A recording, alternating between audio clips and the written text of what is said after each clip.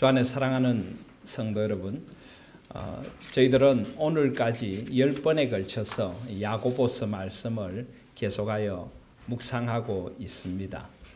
우리 아까 장로님께서도 기도하신 것처럼 이 야고보서 말씀을 통하여 우리의 삶이 10번에 걸친 말씀처럼 조금씩 성숙해져 가서리라고 저는 믿습니다. 야고보서는 그리스도인의 성숙에 관한 말씀입니다. 우리가 예수 그리스도의 은혜로 구원을 받고 신앙 안에서 우리가 새롭게 나게 되었는데, 그렇다면 우리는 자라나야 하는 것입니다. 믿음 안에서 자라나야 하고 우리 신앙의 모습이 조금씩 성숙되어져 가야 하는 것입니다. 야고보서는 우리에게 큰 질문 하나를 던집니다. 여러분은 신앙 안에서 성숙해져 가고 있습니까? 성숙한 신앙인이란 어떤 사람들인가를 하나하나 가르쳐 주면서 우리의 신앙의 모습을 돌아보도록 만들고 우리가 성숙을 향한 오름길을 오르도록 우리를 초청하는 것이 야고보서입니다. 야고보서가 말하는 성숙한 사람, 그는 시험이 그에게 닥쳐와도, 고난이 닥쳐와도 그는 그 고난을 오히려 기쁘게 여깁니다. 왜냐하면 고난은 그를 연단시켜서 인내를 이루고 온전하고 조금도 흠이 없는 그런 사람으로 구비시켜 줄 것을 믿기에 고난을 오히려 기쁘게 여깁니다. 그는 높은 곳에 있다고 자랑하지 않습니다. 낮은 곳에 있다고 오히려 자기 자신을 비참하게 여기지 않고 주님을 바라보는 사람입니다. 그는 유혹의 자리에서도 온갖 각양 좋은 은사를 주시는 하나님을 바라보므로 하나님 앞에 한 중심을 잡고 마음이 나뉘지 않는 유혹을 이기는 사람입니다. 그는 사람들과의 관계 속에서 참된 경건을 이루어가는 사람입니다. 말하기는 더디하고 듣기는 속히 하고 성내기도 더디하는 그런 사람인 것입니다. 그는 말에 있어서 언제나 신실한 사람입니다. 하나님 앞에서 바른 말, 바른 삶을 살아가는 사람이고 그는 행함이 있는 믿음을 가진 그런 사람으로 살아갑니다. 그는 사람들을 외모로 차별하지 않습니다. 참된 사랑으로 내 몸을 사랑하듯이 이웃을 사랑하는 그런 사람인 것입니다. 그는 위로부터 난 지혜를 추구합니다. 성결하고 화평하고 관용하고 양순하고 긍휼과 선한 열매가 가득한 그런 지혜를 추구하며 하나님 앞에서 참된 겸손으로 살아가고 공동체를 세워가는 사람인 것입니다. 경제적인 문제에 있어서도 늘 주님의 뜻을 먼저 구하고 그는 세상의 부요를 즐거워하기보다는 하나님 안에 있는 참된 부요를 추구하는 사람입니다. 손을 펴서 궁핍한 자를 돌아보고 선을 행하기를 즐겨하는 그런 사람인 것입니다. 바로 신앙이 성숙한 사람이다 하고 야고보서는 우리에게 가르쳐주고 있습니다. 이제 결론적인 말씀을 나누면서 여러분 한번 질문해 보고 싶습니다. 솔직히 이런 신앙이 성숙한 사람으로 살아간다는 것이 쉽습니까? 어렵습니까? 어렵죠, 그죠? 솔직히 어렵습니다. 계속 저는 여러분들에게 성숙한 신앙인이 되어야 될 것을 강조합니다만은 솔직히 저도 힘듭니다. 우리가 이런 신앙의 성숙한 삶을 살아간다는 것이 쉽지 않습니다. 우리가 듣기는 속히 하고 말하기는 더디하고 성내기도 더디하라고 하는데 쉬운 것 아닙니다.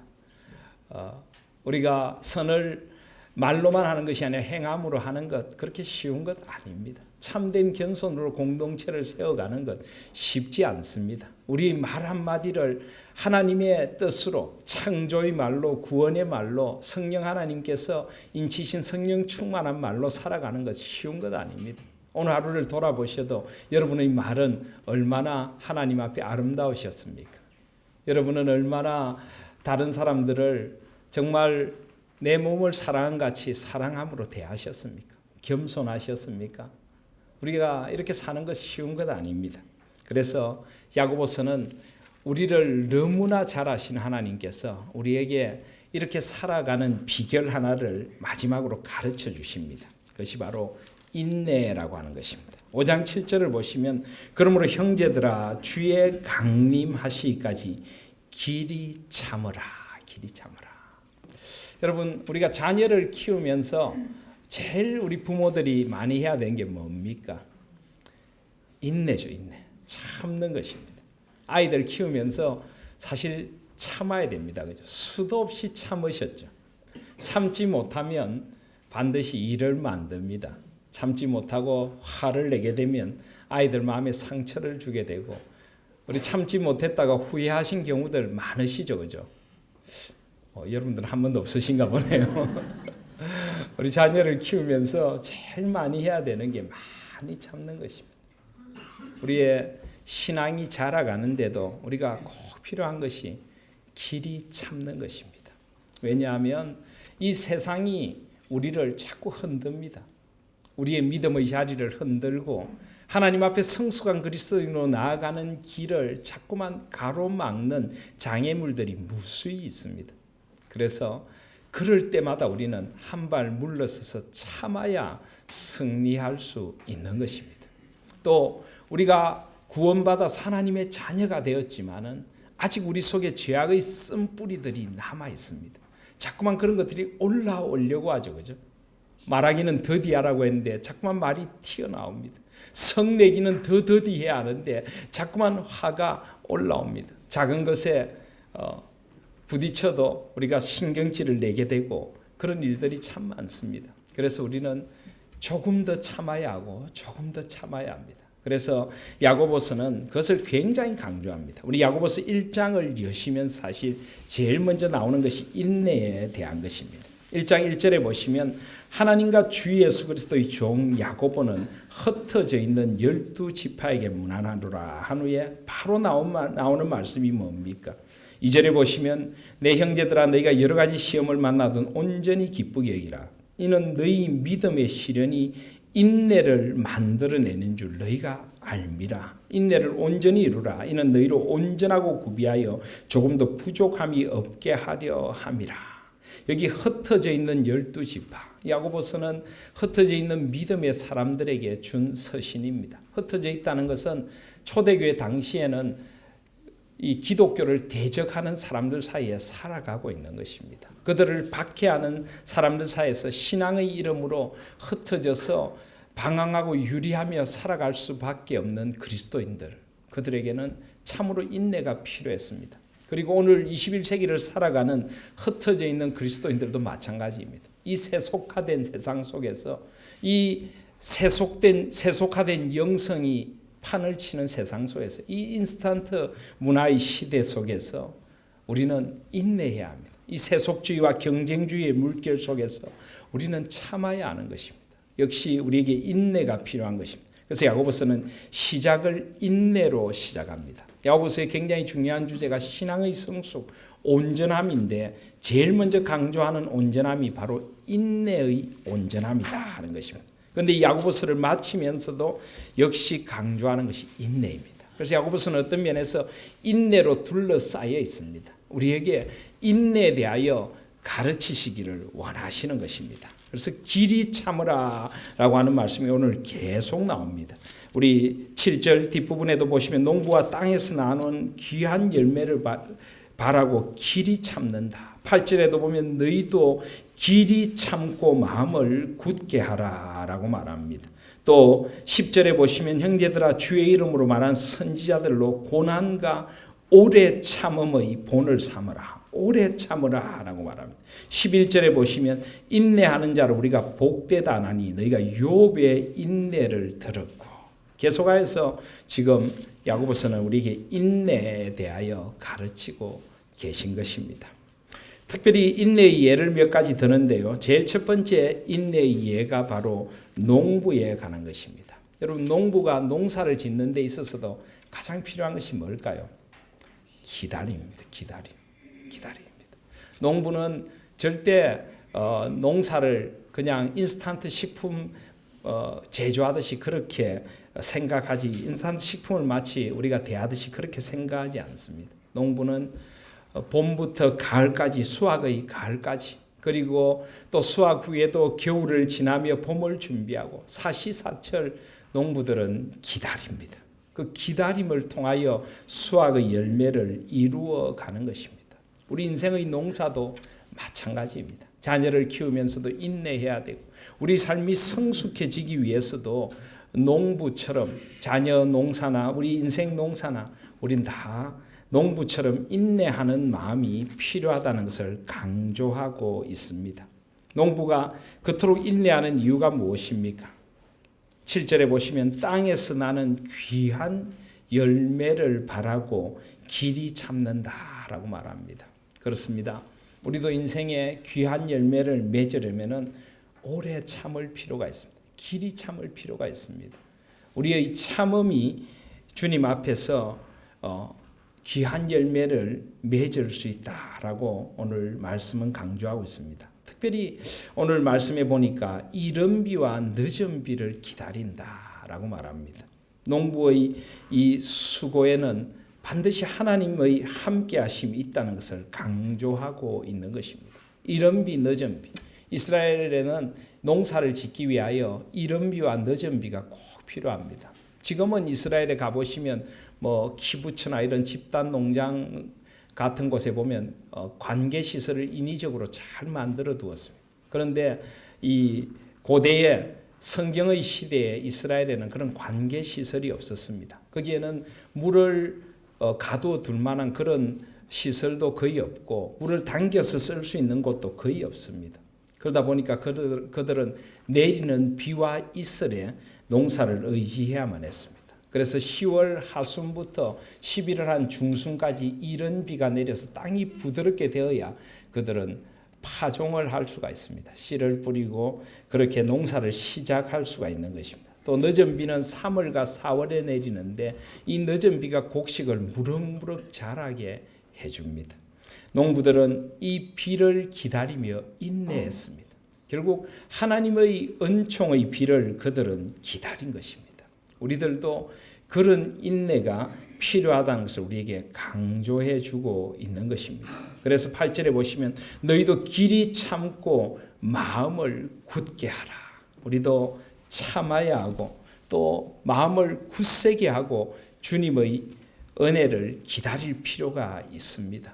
그럴 때 우리가 인생의 참된 성숙을 이루어갈 수 있다라고 강조하고 있습니다. 물론 우리가 기다린다고 해서 이것은 아무것도 하지 않고 기다리라는 것은 아니죠. 여러분 농부가 아무것도 하지 않고 기다립니까? 아닙니다. 농부는 최선을 다하여 농사를 짓습니다. 그러나 농부의 최선만으로 모든 것이 다 되는 것은 아닙니다. 이 농부의 최선에 반드시 하나님의 인도하심이 함께 있어져야만 하는 것입니다. 하나님께서는 정직한 최선 위에 은혜를 베풀어 주시는 것입니다. 그래서 우리의 기다림은 하나님의 은혜를 기다릴 뿐만 아니라 하나님의 은혜를 기다리는 자답게 살아가는 살아감도 필요합니다. 인내하며 끝까지 세속의 물결에 흔들리지 않고 우리의 마음을 굳게 하여서 주님의 뜻을 살아가는 능동적인 기다림. 그러나 역시 우리에게는 기다림이 필요하다라고 주님께서 말씀하고 계시는 것입니다. 그래서 특별히 여기 기다리라 하는 것에 굉장히 또 강조하고 있는 것이 있습니다. 7절에 보시면 그러므로 형제들아 주의 강림하시기까지 길이 참으라. 주의 강림하시기까지. 또 8절에도 보시면 너희도 길이 참고 마음을 굳게 하라. 주의 강림이 가까우니라 라고 말합니다. 주님의 재림을 생각하며 기다리라라고 합니다. 왜 이 농부의 농사 짓는가 주님의 재림을 이렇게 연결시키는 걸까요? 지금 야고보는 초대교회 성도들에게 진정한 소망이 무엇인가를 가르치고 싶은 것입니다. 그들이 인내할 수 있는 것도 하나님께서 반드시 그들과 함께 하신다는 믿음이 있기 때문에 하나님께서 은총의 단비를 내려주실 것이라는 믿음이 있기 때문에 농부는 농사를 지으며 기다릴 수 있는 것입니다. 우리 모든 그리스도인들에게도 바로 하나님께서 우리와 함께 하신다. 또 때가 되면 하나님께서 하나님의 뜻으로 갚아주실 것이라는 그런 종말론적인 소망이 있기 때문에 우리가 참고 기다리고 주님의 돌보심을 바라보게 되는 것입니다. 그래서 이 종말론적인 소망 속에 기다리라는 것을 이 농부의 참음과 연결시키고 있는 것입니다. 그렇습니다. 오늘 이 야고보서는 우리에게 마지막으로 눈을 들어 종말론적인 소망을 바라보게 합니다. 그리고 이 종말론적인 소망 속에서 우리가 인내할 수 있고 또 인내해야 한다는 것을 가르쳐주고 있습니다. 저는 우리 교회를 섬기면서 이 종말론적인 소망에 대하여 여러 번 말씀을 드렸습니다. 종말론이란 무엇입니까? 종말론은 주님이 언제 오실까 하는 날짜만을 기다리는 것이 종말론일까요? 그렇지 않습니다.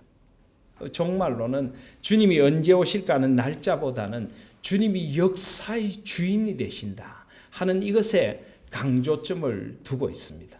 그래서 주님께서 주님의 때에 주님의 뜻대로 세상을 인도하실 것이라는 그 강한 믿음, 그것이 바로 진정한 종말론입니다. 9절에 보시면 형제들아 서로 원망하지 말라. 그리하여 심판을 면하리라. 보라 심판자가 문 밖에 서 계시느니라. 하나님께서 세상의 심판주가 되신다는 그 믿음이 바로 종말론이고 그 주님의 소망이 있기에 우리가 참고 기다릴 수가 있는 것입니다. 이것이 바로 우리의 참된 소망입니다. 그렇습니다, 여러분. 우리가 이 땅에서 그리스도의 이름으로 때로는 고난을 받는 일들이 있을 수 있습니다. 하나님 앞에서 바른 믿음을 지키기 위하여 때로는 손해볼 일도 있을 수 있습니다. 때로는 양보해야 되고 때로는 울고 참아야 될 때가 많이 있습니다. 그런데 하나님께서 그것을 다 알고 계신다는 것입니다. 하나님께서 언젠가 하나님의 때가 되면은 우리의 참음과 우리의 눈물을 아시고 그 눈에 눈물을 닦아주시고 위로해 주실 그날이 있을 것입니다. 이것이 바로 우리가 가지는 종말론적인 소망입니다. 그것을 오늘 생각하며 참고 기다리라는 것입니다. 그래서 10절에 보시면 선지자들에 대한 예도 들고 있습니다. 형제들아 주의 이름으로 말한 선지자들로 고난과 오래 참음의 본을 삼으라 라고 말하는데 구약에 보면 선지자들도 많은 고난을 받았습니다. 우리가 하나님의 자녀가 된다고 하나님의 일을 한다고 고난이 없는 것 아닙니다. 주의 일을 하는데도 우리는 여러 고난들을 받을 수가 있습니다. 우리가 이 죄악된 세상 속을 살아가면서 믿음의 이름으로 믿는 자라는 이유 하나 때문에도 고난을 받을 수가 있는 것입니다. 선지자들도 많은 고난을 받았습니다. 엘리야는 아왕에게 얼마나 큰 고난을 받았습니까? 예레미야는 주님의 말씀을 바르게 전한다는 이유 때문에 얼마나 큰 고난을 받고 눈물의 선지자로 한 생을 살았습니까? 선지자들에게도 많은 고난이 있었습니다. 그런데 선지자들에게는 소망이 있었습니다. 그 소망이 뭘까요? 구약의 선지서에 보면은 굉장히 많이 나오는 말씀이 있습니다. 그 말씀은 바로 주의 날이 임한다. 주의 날. 이 주의 날에 대한 소망이 있었습니다. 주의 날이 어떤 날일까요? 주님의 날은 심판의 날입니다. 심판의 날. 그런데 여러분 심판이란 게 뭡니까? 우리는 심판하면 본능적으로 뭔가 우리가 지은 죄를 주께서 심판하시고 우리 잘못을 하나하나 들춰내시는 그런 심판을 생각합니다. 물론 우리에게 그런 심판도 있을 것입니다. 그런데 구약의 주님의 날이라고 할 때는요. 하나님 앞에서 끝까지 신앙을 지키고 그 배교의 시대에도 끝까지 믿음을 지킨 이들에게는 바로 신원의 날이 심판의 날이 되기도 합니다. 신원. 그들의 억울함을 갚아주시는 날. 하나님께서 역사 가운데 개입하셔서 악이 횡행하고 악이 승리하는 같은 세상 속에서 하나님께서 역사 속에 개입하셔서 이제는 그 악이 아니라 하나님의 의가 결국 역사를 심판한다는 것을 보여주시는 날이 바로 주님의 날입니다. 그 날이 되면 주님의 이름으로 고난을 받던 이들을 하나님께서 안아주시고 그들을 위로해 주실 것입니다. 그들의 발음을 밝혀 주실 것입니다. 그리고 그들을 하나님 앞에서 의롭다 인정해 주실 그날이 올 것입니다. 그날을 기다리는 것이 바로 주님의 날을 기다리는 것입니다. 그래서 구약 성경에 보면은 선지자들이 주님의 날과 함께 또 굉장히 많이 외친 것이 남은 자가 되라. 남은 자가 되라. 끝까지 주님의 편에 서 있는 남은 자가 되라. 그것을 강조하고 있습니다. 바로 이것이 구약의 백성들이 가졌던 종말론적인 소망입니다. 주님의 날이 임하고 주님께서 남은 자들을 신원하여 주시리라. 이것은 신약을 사는 우리에게는 더 큰 소망이 됩니다. 예수 그리스도께서 다시 오실 것입니다. 주님께서 역사의 주인이 되셔서 우리의 모든 눈물들을 닦아주시고 우리의 인내를 안아주실 그날이 올 것입니다. 바로 그것을 바라보며 우리가 주님 앞에서 참된 소망을 갖고 살아가는 것, 이것이 바로 우리가 이 땅에서 인내의 사람으로 살아갈 수 있는 비결이라고 야고보서는 우리에게 강조하고 있습니다. 특별히 주의 강림이 가까우니라라고 하는데요. 제가 새벽 기도회 때도 말씀을 드렸습니다마는 우리가 지금 이 절기를 흔히 대림의 절기다 이렇게 이야기합니다. 대림절. 여러분 그런 말씀 들어보셨죠, 그죠? 대림절이다 또는 대강절이다.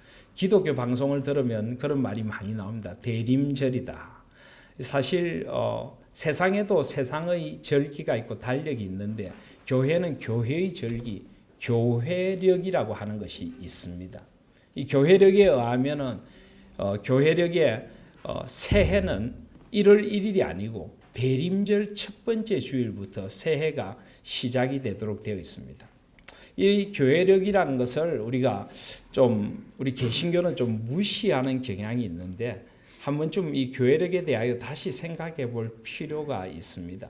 우리가 교회력을 무시하는 이유 가운데 하나가 이것이 로마 카톨릭에서 많이 쓰는 것이다. 그래서 우리는 로마 카톨릭 흉내를 내면 안 된다 해서 그런 교회력이라든지 이런 교회의 어떤 예전이라든지 이런 걸 굉장히 무시하는 경향이 있습니다. 근데 그것은 죄송하게도 잘못하면 교회사에 대한 좀 이해가 조금 부족하기 때문에 오는 것일 수가 있습니다.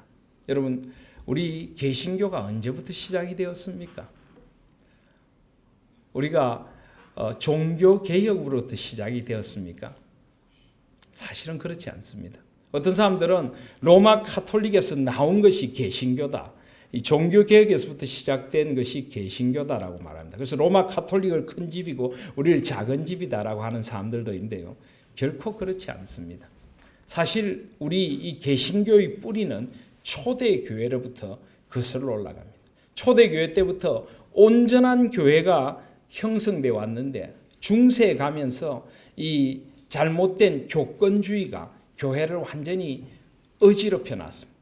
인본주의적이고 교권주의적인 잘못된 교회 지도자들이 교회를 완전히 다른 모양으로 이끌어갔습니다. 그래서 이건 아니다. 진정한 교회는 이것이 아니다고 외쳤던 사람들이 바로 종교개혁자들입니다. 종교개혁자들은 초대교회부터 내려오던 그 아름다운 교회가 잘못 가버렸을 때 이것을 바르게 돌려놓은 사람들이 종교개혁자들입니다. 그래서 어떤 면에서 우리가 개신교가 이탈책이 아니라 로마 카톨릭이 이탈책이죠. 진리에서 이탈한 이탈책입니다. 그래서 우리 개신교는 진리 앞으로 바르게 돌아온 진리의 정통성을 지키는 사람들인 것입니다. 우리는 결코 이탈책이 아닙니다. 우리는 진리의 편에 서 있는 사람들입니다. 예, 그래서 이 로마 카톨릭이 아닌 초대교회부터 내려오던 아름다운 전통 속에 우리는 서 있습니다. 그런데 이 교회력이라고 하는 것은 초대교회부터 지켜왔던 아름다운 전통입니다. 물론 로마 카톨릭은 이 교회력을 이걸 붙이고 저걸 붙이고 아주 매주 무슨 성인의 날 해가지고 지나치게 잘못 나간 그런 우를 범해버렸습니다. 그러나 초대교회도 지켜왔던 아름다운 교회력이 있습니다. 그 교회는 삼위 하나님의 구원의 역사에 의해서 교회의 달력이 이루어진다는 것입니다. 그래서 교회력이 어디서부터 시작하는가 하면 교회력은 철저히 예수 그리스도를 중심으로 하여 삼위 하나님의 구원의 역사로 펼쳐집니다. 그래서 어디서부터 시작이 되는가 하면 성탄절이 있는데요. 성탄절부터 계산을 해서 네 주일을 거꾸로 계산을 합니다. 그러면 성탄절 전에 4주일을 거꾸로 계산해서 그 4주일 전 첫 번째 주일을 새해의 첫날 대림절 첫 번째 주일이다라고 초대교회도 불렀습니다. 그래서 이 대림절 첫 번째 주일에는 무슨 말씀을 전하는가 하면 구약에서 예수 그리스도가 오실 것이다. 이 예수의 오심에 대한 설교를 하도록 합니다. 그래서 구약에서부터 모든 성경의 주인공이신 예수 그리스도의 오심을 비추는 말씀으로부터 시작을 합니다. 그리고 대림절 첫 번째 주일에는 초를 하나 켭니다. 가장 어두운 색, 짙은 보라색 그런 초를 하나 켜도록 되어 있습니다. 그래서 이제 예수 그리스도가 어둠 속에 빛으로 오셨다는 걸 밝혀주는 거죠. 그리고 대림절 두 번째 주일에는 조금 더 밝은 색, 좀 더 분홍색으로 옮겨오는 초를 켜면서 구약의 말씀 가운데 예수 그리스도의 오심이 점점 더 불명해지는 말씀을 전합니다. 세 번째 주일은 더 불명한 말씀을 전하고 더 밝은 색 초를 켭니다. 네 번째 주일에는 더 예수 그리스도께 더 가까이 있는 말씀을 전하면서 하얀색 초를 켭니다. 그래서 점점 이 성도님들에게 주의 오심을 기다리는 마음을 불어넣어 줍니다. 우리는 말씀 중심의 교회를 한다고 해서 모든 눈에 보이는 걸 다 없앴는데 그것도 조금 생각해 볼 필요가 있습니다. 우리의 구원은 전인적이고요.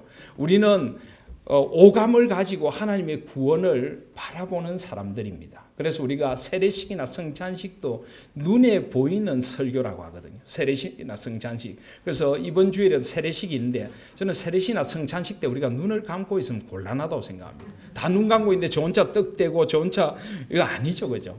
보라고. 우리는 눈으로 보면서 하나님의 은혜를 보고 가슴에 새기라고요. 우리는 보는 것을 통하여서 우리 가슴에 깊이 새겨지는 것입니다. 그래서 이런 초라든지 이런 것들도 성탄의 의미를 점점 강하게 밝혀줘. 특별히 믿음이 연약하거나 어린아이들이나 이런 사람들에게는 이런 것들이 굉장히 상징성을 가지고 와닿게 되는 것입니다. 그래서 이렇게 대림절 4주의 절기를 지키면 성탄절이 됩니다. 그리고 이제 성탄절이 지나면은 1월에 들어가면은 주현절 절기라는 것을 지킵니다. 주현절은 주님의 현현이다. 그래서 이 주현절 절기 동안은 이제 성탄절 절기가 주님의 오심을 기다렸다면 이제는 주현절 절기 동안은 주님의 생애에 대한 설교를 몇 주 동안 합니다. 주님이 우리 가운데 어떤 분으로 오셨는가, 또 주님의 가르침, 예수 그리스도의 가르침, 주로 복음서를 중심으로 설교를 합니다. 그러고 난 뒤가 되면 이제 사순절이라고 해서 고난의 절기가 시작이 됩니다. 우리를 위한 예수 그리스도의 고난, 복음서에 나타난 특별히 고난에 대하여 집중적으로 설교를 하게 됩니다. 그리고 이 사순절의 절기 끝에 고난 주간이 있게 되고요.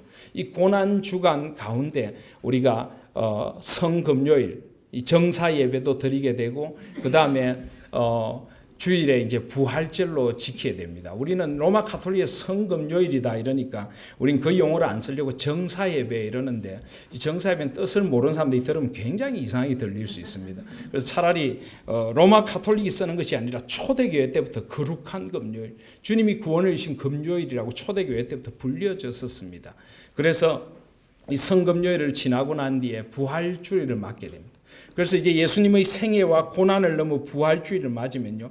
부활주일부터 예수님께서 성천하시기까지 40일 동안을 부활의 의미에 대하여 설교를 하게 됩니다. 부활절기를 지나게 됩니다. 그리고 예수님이 성천하신 걸 기념하는 성천기념주일 예배를 드립니다. 제가 있었던 개혁교회도 성천기념 예배를 드립니다. 굉장히 중요한 것입니다. 예수님 구원사에게. 성천기념주일 다음 주일, 엄격히 말하면 열흘 후가 이제 오순절이 됩니다. 성령 하나님께서 우리에게 오셨습니다. 그리고 성령 강림절을 지나고 나면 그 다음 주일이 삼위일체 주일입니다. 이제 삼위 하나님의 구원의 사역이 온전히 나타나게 되었습니다. 그리고 그 삼위일체 주일을 지나고 나면 그 다음 대림절까지 한 6개월 정도가 됩니다. 이 6개월을 삼위일체 주일, 첫 번째 주일, 두 번째 주일에서 삼위 하나님 안에 살아가는 우리 그리스도인의 풍성함, 예를 들어 그리스도인의 어떤 선교라든지 전도라든지 삶이라든지 이런 서신서나 이런 여러 가지 지혜서나 이런 것들을 통하여서 그리스도인의 삶을 조명해야 됩니다. 그래서 이렇게 교회력이 1년을 주기로 1년의 절반은 삼위 하나님의 구원사역에 대하여 집중적으로 교회가 기념하여 예배를 드리고 나머지 절반은 이 삼위 하나님 안에 있는 구원의 삶을 어떻게 살아갈 것인가, 그리스도인의 성숙에 대하여 다루게 됩니다. 이것이 바로 교회력입니다. 이건 초대교회 때 있어 왔던 아주 좋은 전통이고 그 교회력 중에 일부만 지금 우리는 지키고 있습니다만은 교회력을 다시 한번 우리가 생각해 볼 필요가 있습니다. 제가 왜 이런 말씀을 드리는가 하면 지금 이 대림절 절기인데요. 이 대림절 절기에는 예수 그리스도가 오신 성탄절만 기념하는 것이 아니라 다시 오실 주님을 기다린다는 이중적인 기다림이라는 의미가 있습니다. 그래서 이 대림절 절기가 되면은 초대교회 때부터 성도들은 주님의 오심을 기념할 뿐만 아니라 다시 오실 주님 앞에서 한 해의 끝자락에 나의 삶을 돌아보고 주님 앞에 내가 만약 오늘 밤에 주님이 오신다고 해도 내가 어떻게 그분을 맞을 것인가를 생각하며 재림의 신앙을 새롭게 하는 절기가 되기도 했던 것이 바로 이 대림절 절기입니다. 여러분, 이 재림 신앙이라는 것은 굉장히 중요합니다. 얼마나 중요한지 아십니까? 정말 중요하기 때문에 사탄은 이 재림 신앙을 자꾸만 건드립니다. 사탄은 언제나 이 재림 신앙을 두 가지로 건드립니다. 어떻게 건드릴까요? 첫 번째는 시한부 종말론이라는 것을 끊임없이 교회의 미혹의 도구로 사용합니다. 그러다 보니까 계속하여 다미 선교회다, 무슨 선교회다, 주님이 언제 오신다, 이 날짜에 관심을 갖도록 만들어줍니다. 그래서 한때 그 다미 선교회가 굉장히 유행을 했죠. 다가올 미래. 이 다미 선교회는 언제 주님이 오신다고 했습니까? 제가 지금 기억이 맞다면 1992년 10월 28일인가? 그때 주님이 오신다고 그렇게 재림한다고 해가지고 아주 사람들을 미혹에 빠뜨렸습니다. 제가 그때 섬기던 교회에도 한 분이 하시던 사업터를 다 정리를 해가지고 차까지 몰고 다미 선교회 서울 본부에 와주셨던 부산에서 교회를 섬길 때인데 흰 옷을 온 가족들 맞춰 입고 와가지고는 그냥 하수구에 차키도 던져놓고 거기 들어가지고 밤새도록 찬양했는데 주님이 안 와가지고 그 다음 아침에 나와서 하수구에 들어가 차키 찾아가지고 들고 내려왔던 그런 참 안타까운 웃지 못할 그런 일들이 있습니다. 그러다 보니까 자꾸만 날짜에 집중하다 보니까 이 사람들이 자꾸 미혹해 되는 것입니다. 참된 재림 신앙은 그런 것이 아닙니다. 그런데 그러다 보니까 이 정통 교회에서는 재림에 대한 이야기를 하지를 못합니다. 하면은 저 좀 이상하네 이렇게 됩니다. 여러분, 사탄은 그래서 양쪽을 공격해서 우리가 재림에 대한 잘못된 신앙이거나 재림에 대한 무딘 신앙으로 우리를 만들어 버리려고 합니다. 절대 속으면 안 됩니다. 우리는 재림 신앙은 우리 그리스도인들이 이 땅에 살아가면서 반드시 간직하고 있어야 될 것이고 그 재림에 대한 소망이 있기 때문에 우리는 이 땅에서 인내하며 주님 앞에서 바르게 살아갈 수 있는 것입니다. 주님이 오늘 이 땅에 다시 오시더라도 주님 앞에 부끄럽지 않게 설 수 있도록 우리는 우리 자신을 바르게 세울 수가 있는 것입니다. 오늘 야고보서는 그것을 강조하고 있습니다. 주의 강림이 가깝다는 것입니다. 그 강림을 생각하면서 길이 참으라는 것입니다. 선지자들도 그 주님의 날을 생각하며 참았다는 것입니다. 또 하나의 인내에 대하여 이야기하고 있습니다. 11절에 보시면 보라 인내하는 자를 우리가 복되다 하나니 너희가 욥의 인내를 들었고 주께 주신 결말을 보았거니와 주는 가장 자비하시고 긍휼히 여기는 자신이라. 특별히 우리는 고난을 생각할 때 욥을 생각하지 않을 수가 없습니다. 구약에 보면은 욥은 수많은 고난을 당했습니다. 그런데 욥은 바로 이 종말론적인 신앙, 주님의 날이 임한다는 그 신앙을 갖고 있었기에 그 어려움의 때를 지나갈 수가 있은 것입니다. 물론 욥도 고민하고 아파했지만은 욥기 23장 10절에 보면 욥은 이렇게 고백합니다. 나의 가는 길을 오직 그가 아시나니 그가 나를 단련하신 후에는 내가 정금같이 나오리라. 욥은 지금 자신이 받는 고난에 대한 의미를 잘 알지 못했습니다. 왜 내가 이런 고난을 겪어야 되는지 잘 알지 못했습니다. 깊은 고난의 자리에서 마치 하나님이 계시지 않는 것처럼 느껴지기도 했습니다. 욥기 23장 8절에 보시면 그런데 내가 앞으로 가도 그가 아니 계시고 뒤로 가도 보이지 아니하며 그가 왼편에서 일하시나 내가 만날 수 없고 그가 오른편으로 돌이키시나 배울 수 없구나. 인생을 살다 보면 이런 때가 있습니다. 하나님이 숨어 계시는 하나님처럼 느껴질 때가 있습니다. 내가 이런 고난을 겪고 있는데 하나님은 어디에 계십니까? 부르짖고 싶은 때가 있을 수 있습니다. 그러나 욥은 눈을 들어서 하늘을 바라봅니다. 나의 가는 길을 오직 그가 아시나니 그가 나를 단련하신 후에는 내가 정금같이 나오리라.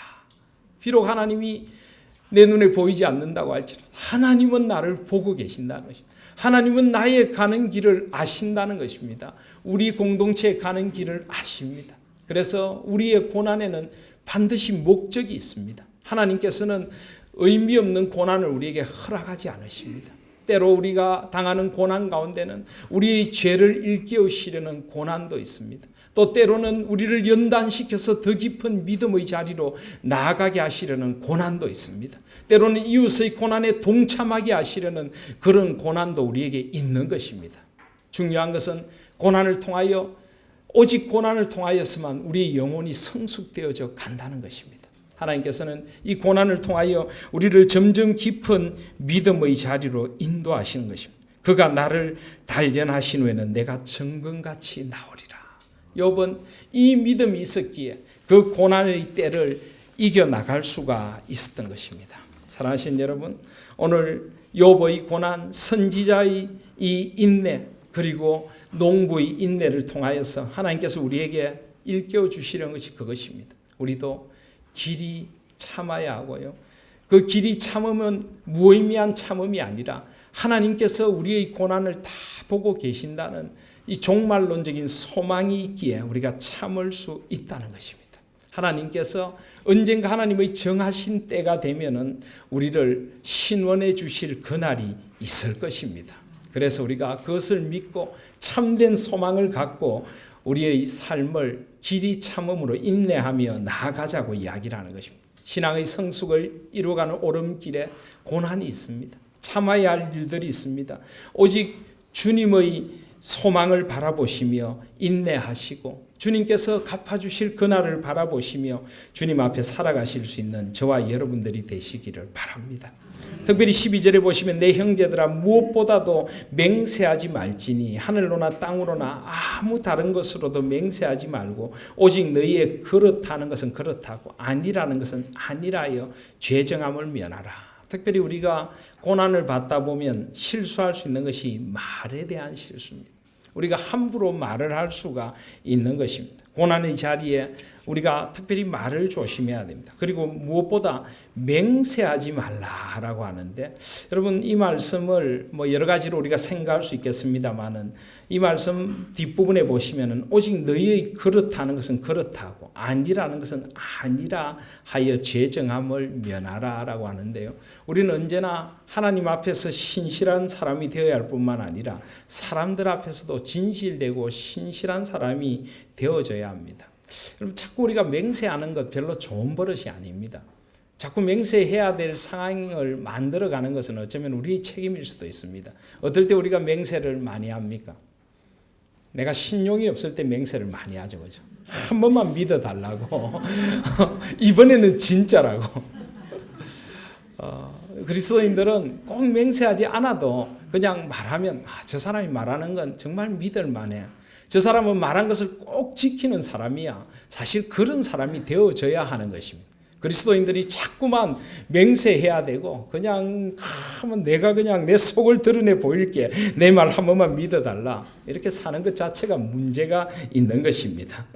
하나님 앞에서 우리는 자꾸만 맹세하는 사람이 되기보다 또 하나님 앞에서 헛된 맹세를 하기보다는 우리 삶으로 신실하게 살아야 되고 주님 앞에서 한 마음으로 살아가는 사람들이 되어져야 하는 것입니다. 이것 또한 우리가 이 고난의 시대를 지나가며 우리가 보여줘야 할 그리스도인의 성숙한 모습인 것입니다. 그리고 이제 13절 이하에 보시면요. 특별히 이 고난의 때를 지나가면서 또 우리가 인내하는 삶을 살아가면서 우리 그리스도인들에게 주신 하나님의 귀한 선물이 있습니다. 그게 바로 기도라는 선물입니다. 13절에 보시면 너희 중에 고난 당하는 자가 있느냐 저는 기도할 것이요 즐거워하는 자가 있느냐 저는 찬송할지니라. 여러분 고난이 우리의 삶에 다가오십니까? 고난의 깊은 자리를 지나십니까? 하나님께서 우리에게 주신 가장 귀한 선물을 여러분의 삶에서 누리시길 바랍니다. 그건 바로 기도입니다. 기도. 고난의 자리에서 더 깊이 하나님께 나와서 우리는 기도할 수 있습니다. 특별히 우리의 인내의 자리 속에서 기도를 통하여 우리는 길이 참을 수가 있다고 말씀하고 있는 것입니다. 기도의 은혜를 받아 누릴 수 있기를 소원합니다. 기도할 수 있는데 무슨 걱정을 하십니까? 기도할 수 있는데 왜 앉아 있습니까?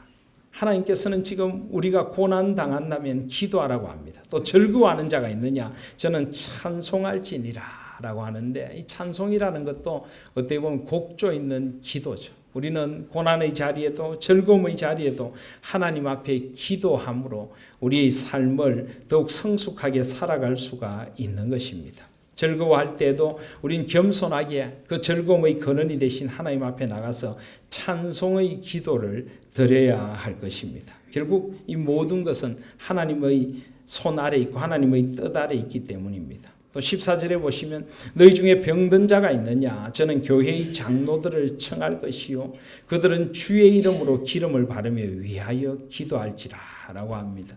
우리의 삶의 자리에 우리는 인간인지라 병이 찾아올 때가 있습니다. 우리 공동체에 병든 자가 있을 수 있습니다.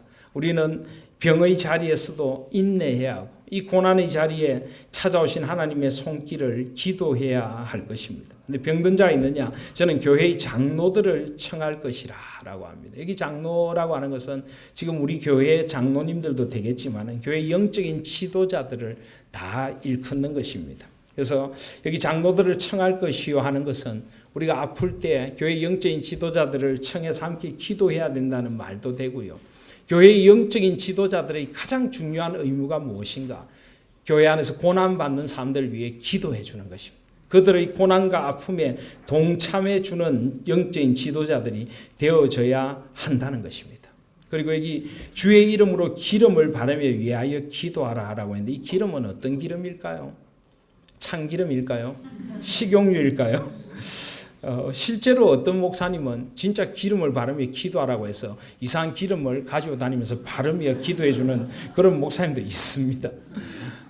여기 기름이라고 하는 것은 꼭 그런 건 아닐 것입니다. 물론 또 성령의 기름이라고 볼 수도 있지만은 이 당시는 의약품이 굉장히 귀하던 시대입니다. 이 기름은 아마 의약품을 일컫는 것일 것입니다. 우리가 아플 때에 의학이나 의료 기술의 도움을 받는 것은 잘못이 아닙니다. 그 의료 기술도 결국은 하나님께서 인간에게 주신 지혜로 말미암아 일반 은총적 측면에서 우리에게 주어진 것입니다. 그래서 우리는 의료 기술의 도움도 받을 필요가 있습니다. 그러나 결국 우리의 병을 근원적으로 치유해 주실 분은 하나님 밖에는 없습니다. 그래서 우리는 의료 기술의 도움도 받을 필요가 있지만은 그와 함께 우리는 무엇보다 기도해야 합니다. 그리고 특별히 병든 자를 위하여 교회 공동체가 기도해야 하고요.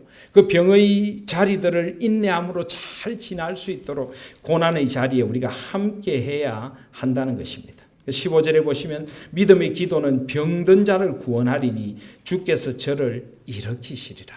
하나님께서 우리의 믿음의 기도 안에 역사하십니다. 여기 보면 병든 자를 구원하리니 주께서 저를 일으키신다 하는데요. 이것을 문자 그대로 하나님께서 모든 우리의 병을 다 낫게 해주신다, 그렇게만 볼 수는 없을 것입니다. 때로는 우리 깊은 병이 이 땅에서 다 치유되지 않을 수도 있습니다. 문제는 우리가 기도할 때 그 병 속에 있는 하나님의 뜻을 깨닫게 된다는 것입니다. 여기 일으킨다는 것은 꼭 육체적인 일으킴만이 아니라 우리의 믿음의 자리를 일으켜 주시고 그 병 가운데도 이길 수 있는 힘을 하나님께서 주신다는 것입니다. 그 고난 가운데 오히려 찬양할 수 있는 은혜를 주신다는 것입니다. 그리고 또 혹시 죄를 범하였을지라도 사심을 얻으리라. 우리가 때로는 우리 죄 때문에 병이 들 때도 있습니다. 모든 병이 우리 죄 때문은 아니지만은 우리는 병든 자리에서 혹시 이것이 우리 범죄 때문은 아닌가 돌아봐야 합니다. 또 병의 깊은 자리에서 하나님을 원망하거나 다른 사람을 원망하는 죄에 빠지지 않으려면 우리는 기도해야 하는 것입니다. 기도할 때 병의 자리에서도 주님의 은혜를 누릴 수 있습니다. 그래서 16절에 보시면 이름으로 너희 죄를 서로 고하며 병 낫기를 위하여 서로 기도하라. 의인의 간구는 역사하는 힘이 많다. 여기 보면 너희 죄를 서로 고하라라고 했는데 또 어떤 공동체는 이 말씀을 그대로 받아들여가지고 죄를 서로 고백해야 된다. 그래서 죄를 고백해가지고 막 또 그 죄를 나가서 이야기를 해가지고 공동체가 깨어지고 이런 안타까움도 있습니다.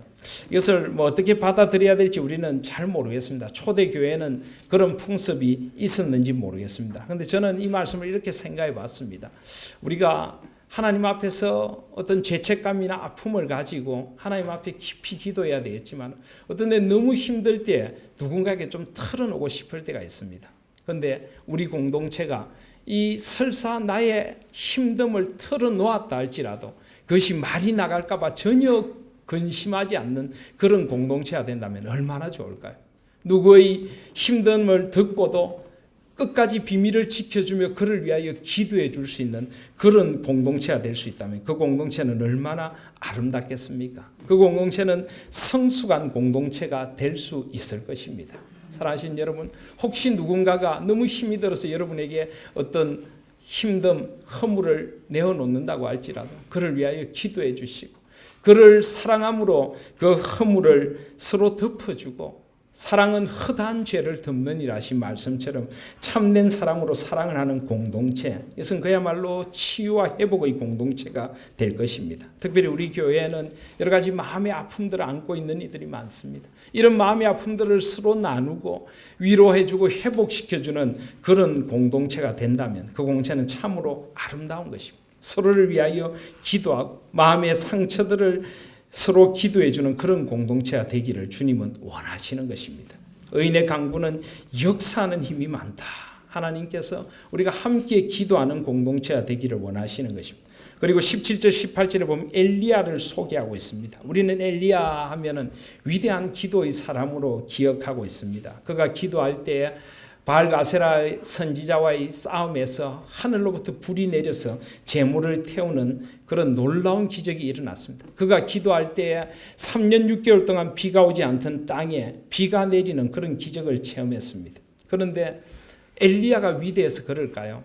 아닙니다. 하나님은 그렇게 말씀하지 않습니다. 엘리야가 위대한 것이 아니라는 것입니다. 17절에 보면 엘리야는 우리와 성정이 같은 사람이로되, 엘리야도 우리와 똑같은 사람이라는 것입니다. 그런데 그가 하나님의 역사를 간구할 때 하나님께서 그 기도 속에서 놀라운 역사를 보여주셨다는 것입니다. 하나님께서 반드시 우리의 기도를 들어주십니다. 그리고 하나님의 뜻과 하나님의 때와 하나님의 방법을 따라 반드시 응답해 주실 것입니다. 내가 기도한 대로 되지 않을 수도 있습니다. 하나님은 가장 좋은 것으로 응답해 주실 것입니다. 엘리야도 오랜 세월을 기다려야 했습니다. 하나님의 때를 구하고 하나님의 방법을 구할 때 하나님께서 우리의 기도를 절대 그냥 흘려보내지 않으십니다.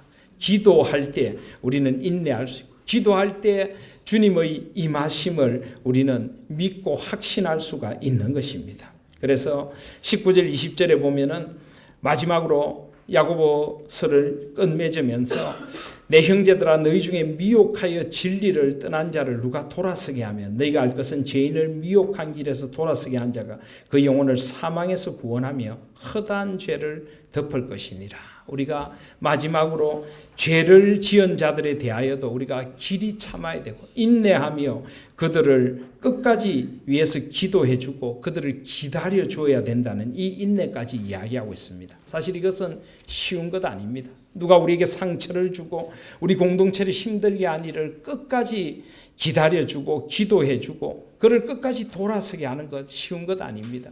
그러려면 먼저 우리가 신앙에 성숙한 사람들이 되어져. 그러려면 우리가 주님의 역사를 믿는 종말론적인 소망을 가져야 합니다.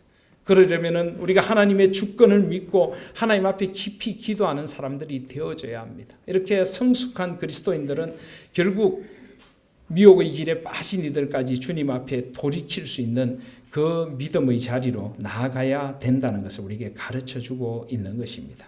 이렇게 야고보서는 우리에게 마지막으로 이 참된 소망에 대하여 일깨워주므로 야고보서를 끝맺기를 원하고 있습니다. 사랑하신 여러분, 우리가 야고보서를 쭉 묵상하면서 아까 시작할 때 제가 말씀드렸지만 이런 삶을 살아가는 것 결코 쉬운 것 아닙니다. 결코 쉬운 것 아닙니다. 그러나 하나님께서 우리와 함께 하십니다. 하나님께서 우리의 진정한 소망이 되시는 것입니다. 하나님께서 우리에게 성령 하나님을 통하여서 이 땅에서 죄를 이길 힘을 주시고 지혜를 주시고 은혜를 주시고 우리와 함께 하시는 보혜사 성령 하나님으로 우리에게 용기와 위로를 주십니다. 하나님 안에서 우리는 이런 성숙을 향한 오름길을 걸어갈 수 있어야 합니다. 그리고 하나님께서 우리에게 인내하라 하실 때 우리는 깊이 인내해야 합니다. 하나님께서 우리를 기도의 자리로 청하실 때 기도하실 수 있기를 바랍니다. 하나님께서 종말론적인 소망 가운데 우리를 인도해 주셔서 우리의 상처들을 치유해 주시고 우리의 힘듦들을 회복해 주시고 우리를 힘들게 하는 이까지도 주님 앞에 돌아올 수 있도록 기다리고 그를 위하여까지 기도하는 자리로 우리를 인도하실 때 우리는 참된 성숙을 향한 오름길을 걸을 수 있게 될 것입니다. 오늘 야고보서를 끝맺으면서 하나님께서 주시는 이 아름다운 약속들을 가슴에 새기시고 주님 앞에서 더 기도하고 더 인내하고 더 소망하며 살아가실 수 있는 저와 여러분들 되시기를 주님의 이름으로 소원합니다. 아멘.